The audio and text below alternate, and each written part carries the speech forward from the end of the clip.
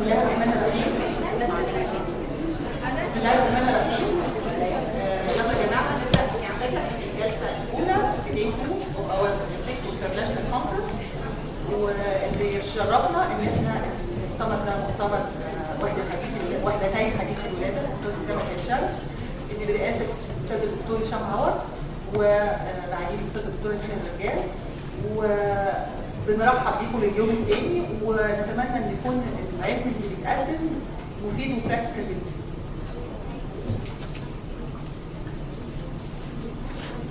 I have the pleasure to present Mrs. Zuzana Tomaskova. She will speak about nursing care of mechanically ventilated neonates. So thank you very much for introducing me.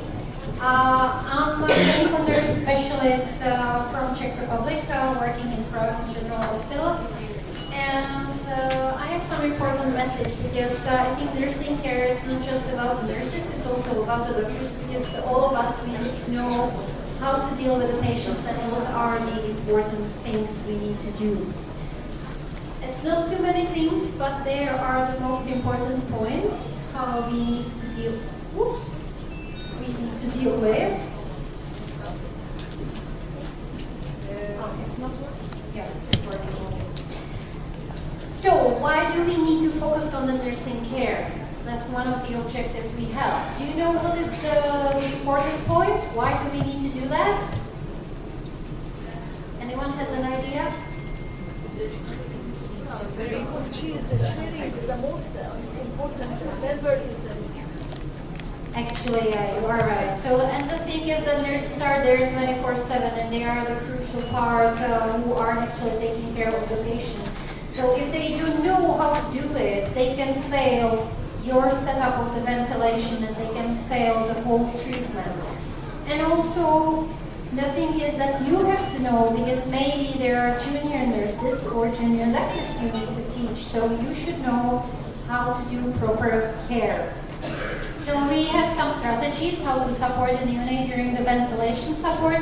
You actually saw something in the morning, so who attended the developmental care, you have some kind of information as well, how you can support the baby.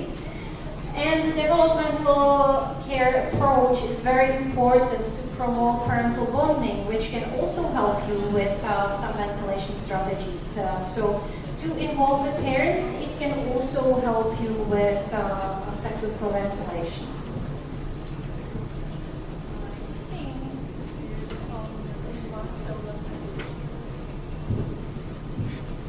So as I said, nurses are there 24/7 with the patient. While you need to maybe attend another patient, another delivery or whatsoever, so they have to be well informed what to do and how to do. And proper nursing care can decrease ventilator days and ventilation support itself. So if you do it properly, you are a winner actually. And first human who can report any positive and negative changes is the nurse. So that's why your nurses are very important and they have to know how to properly provide the care for the patient if he is on the ventilator or any ventilation support. So basic points for the non-invasive ventilation. Appropriate placement of the device, of course, because if you don't have appropriate placement, you can cause some necrosis. The patient can be irritable and you can have a lot of problems just because the device is not placed properly. And also there can be some leak. And if you have leak, it doesn't have to be proper, so then the baby can fail the CPAP just because of the wrong position of the device. We should always use the humidification and warming.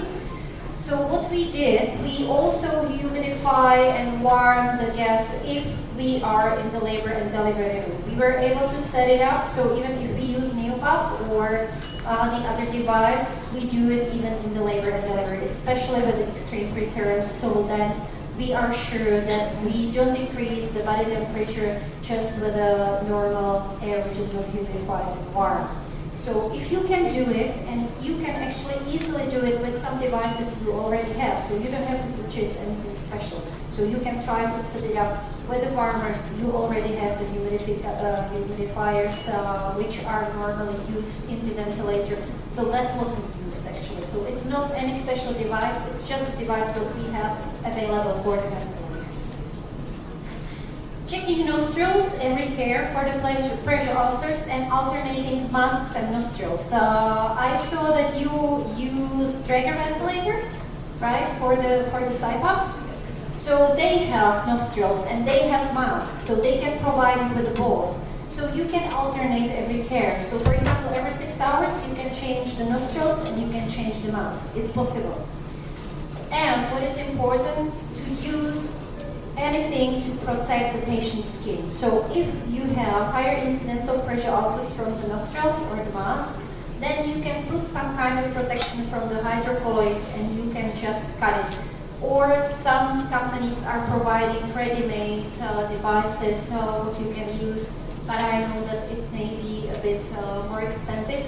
So even if you cut the duoderm, you can use the duoderm to support the nostrils for the patient, that there won't be pressure ulcers on it. And also, be sure that once you tie the CPAP and you use those ties, that it's not hurting the patient's chin, cheek, and it's not so tight. Or if it's anatomically for the baby that there is any problem, or maybe some congenital anomaly or anything like that, or the skin is not right and you have any problems, put the hydrocolloid and then you can put the straps.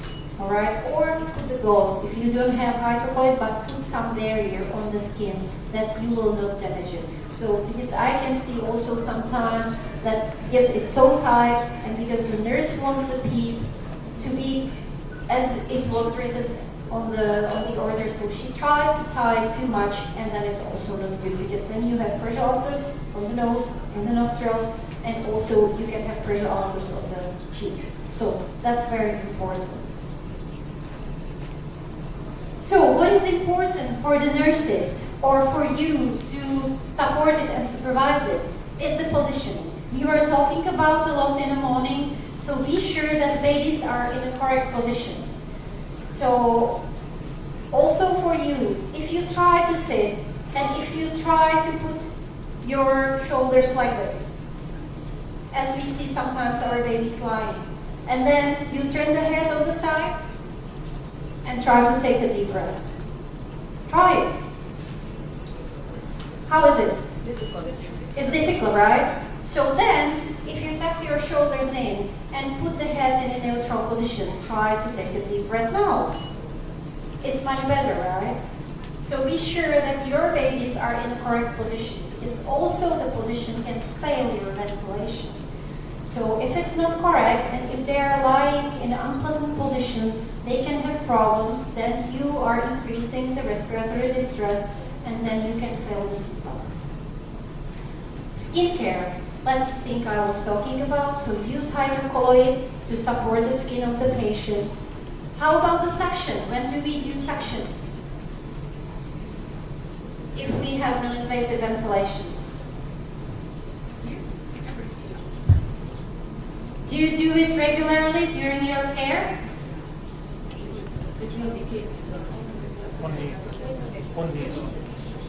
So some of you said yes, some of you were saying depends. Please don't do it as a regular procedure. If it's not necessary, don't do the suction. Because then you are irritating the patient, you are irritating the mucosa, and then you will have higher secretion. So if it's necessary, yes, of course, do it, because the baby needs to breathe. But if it's not necessary, you can just wipe them out. If the baby is bubbling, it doesn't mean always that he has secretion inside the throat. Maybe it's just the saliva coming from the mouth. So especially if the patient is lying in prone position and has some saliva, then you don't need to do the suction all the time.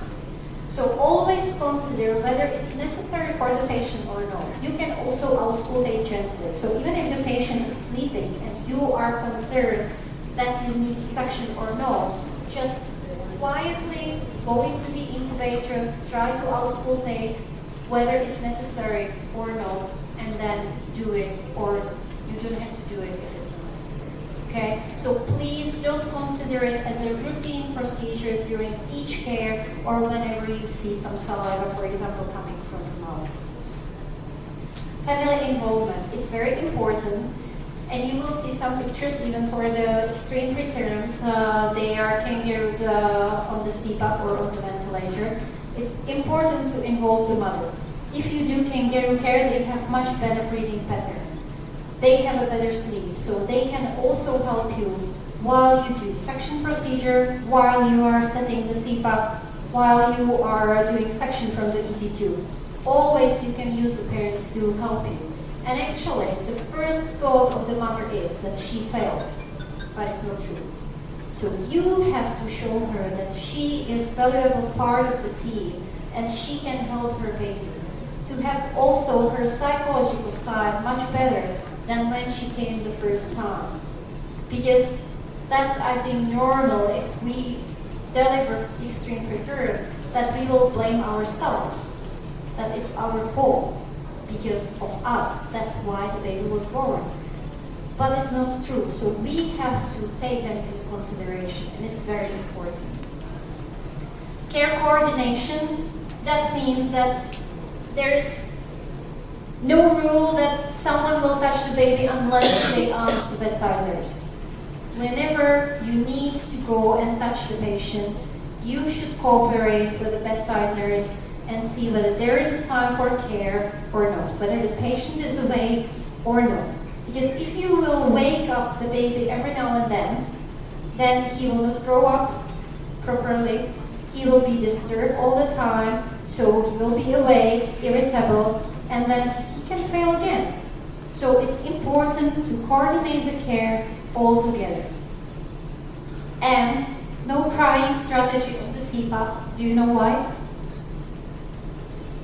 Why the baby shouldn't cry on the CPAP?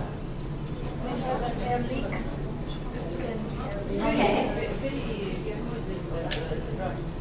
Okay. So it's so easy to get pneumothorax very early. So, and imagine, because the baby is crying, you are giving the PEEP, so it's increasing and increasing and increasing. Kalas. Done. So that's the problem. So please be sure that your babies on the CPAP are not crying. So all nurses should attend to crying babies on the CPAP immediately and try to settle them. One of the things that can help you, the morning session, developmental care, okay, and the proper positioning. Conventional ventilation and high frequency, many things are the same as on the CPAP. Strictly minimal handling. Whenever you don't have to touch the baby, don't touch them. Really try to schedule the care and the procedures in one time and make it as a cluster care, but always think about the babies whether they can tolerate so many procedures in one time. So cluster care, yes, but as much as they can tolerate. So it doesn't mean that you will do intubation, X-ray, echo, head ultrasound, abdominal ultrasound, everything in one time. Because that's the same, like if you feel sick and someone will run you through a million doctors, you won't feel good as well. So that's the same. And think of it, because our babies, they cannot talk and they cannot tell you, please stop, because I'm tired. Okay, so we have to think about it. Closed suction as much as possible. Do you use closed suction? I didn't ask you before. No. So if possible, that's the best option. The reason why you decrease infection rate. So the valve, that's one of the things. Then the alveoli collapse is much less than if you use open suction, because you have to open and disconnect the circuit. In this section, you do it while the baby is being ventilated. So there is some kind of collapse, but it's not so huge as when you disconnect it. So that's important as well. So if you can have it, that's the best idea. Observation of the vital signs, definitely draining the water from the circuit. Please don't forget that and tell the nurses that it's really bad. First, it's so noisy and it can cause air traffic. And then again, you can have pneumothorax just because of this. So it's quite important that the nurses know that they have to observe the water in the circuit. Check for the leak. So always when the baby is desatting or you have any problems and instability, be sure that you and the nurse check the device as well, because it doesn't have to be the baby's problem. It can be problem from the device, or maybe the saturation probe was disconnected. So before you do any intervention, check all your devices and everything, whether it's okay or not. And also check for the breathing pattern.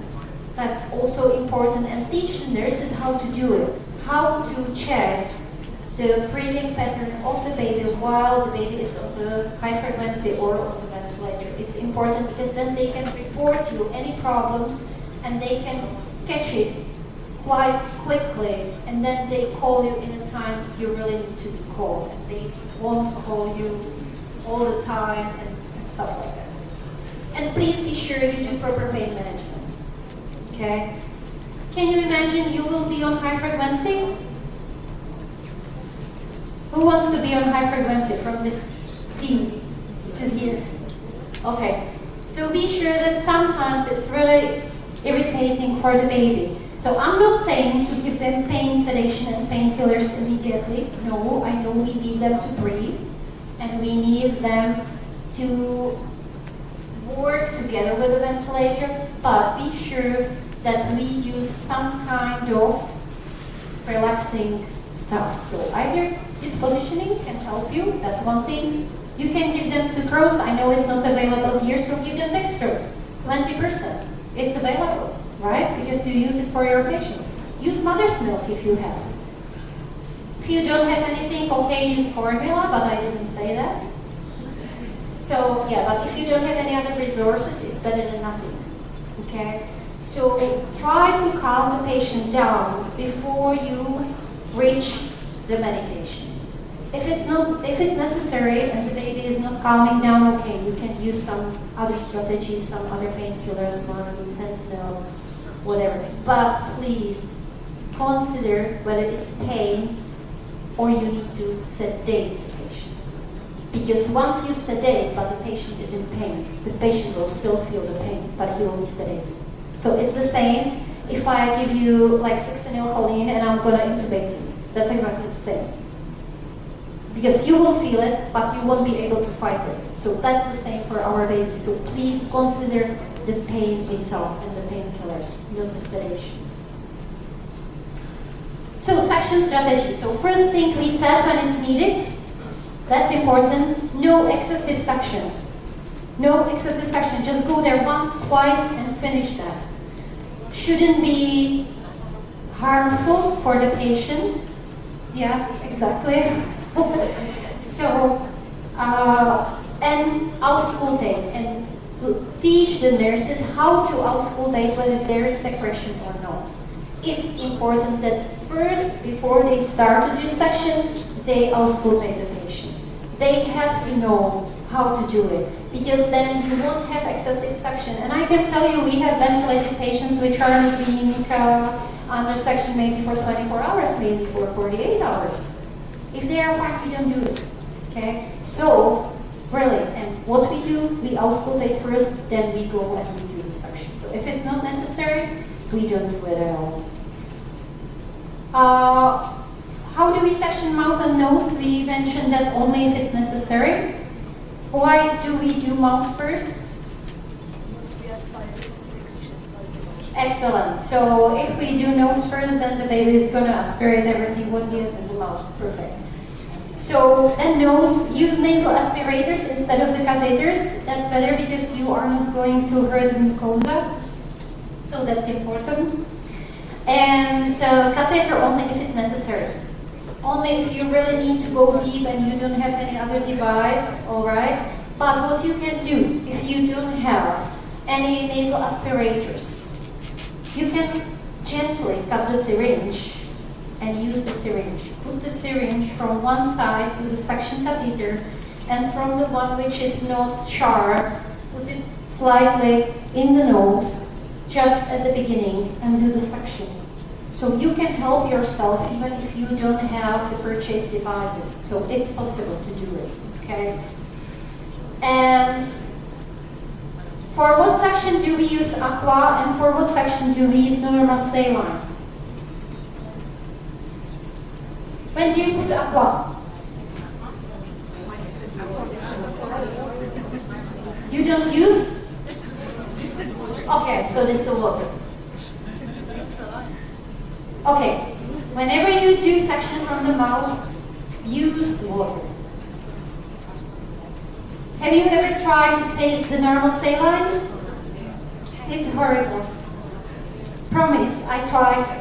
Because I'm teaching developmental care, so I tried, so I know how it is. It's horrible. So don't do it, please. Use aqua or sterile water or whatever you have available for these purposes.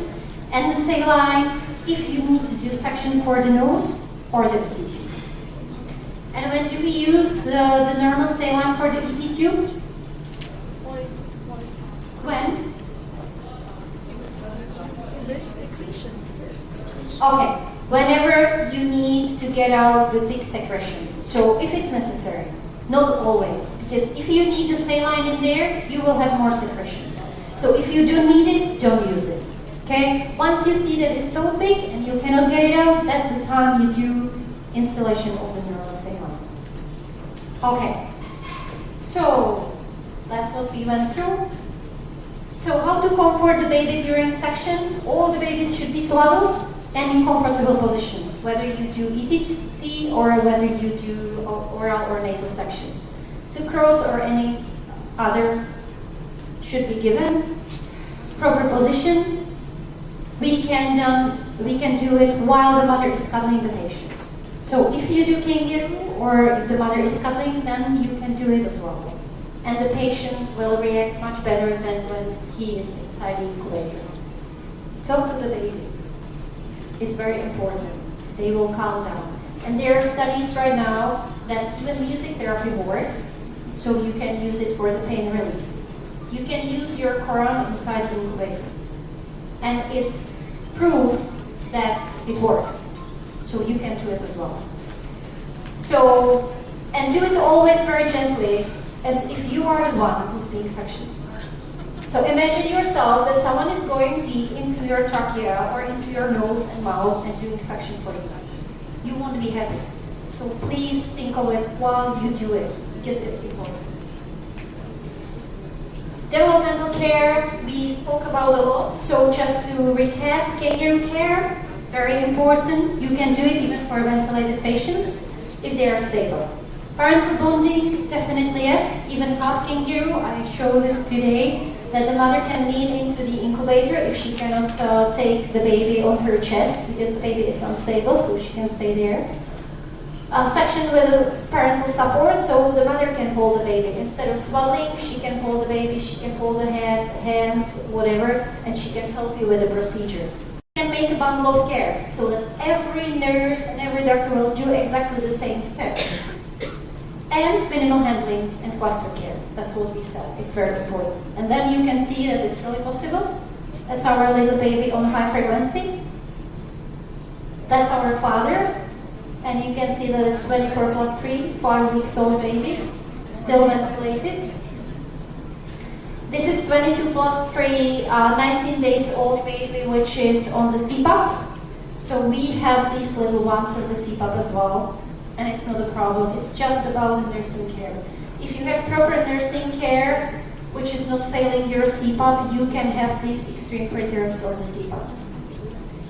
That's how the mother is helping. I asked her permission whether I can make a picture. She was helping me with the care. So while I was doing the care, she was holding the baby and she was working with me.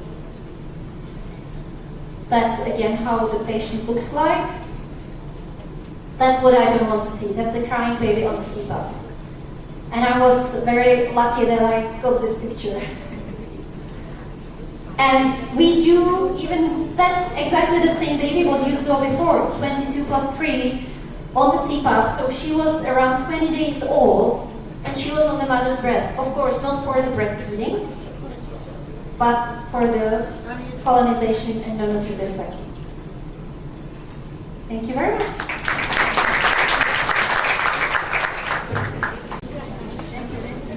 Thank you, Mrs. Suzanne. Excellent presentation. Thank you.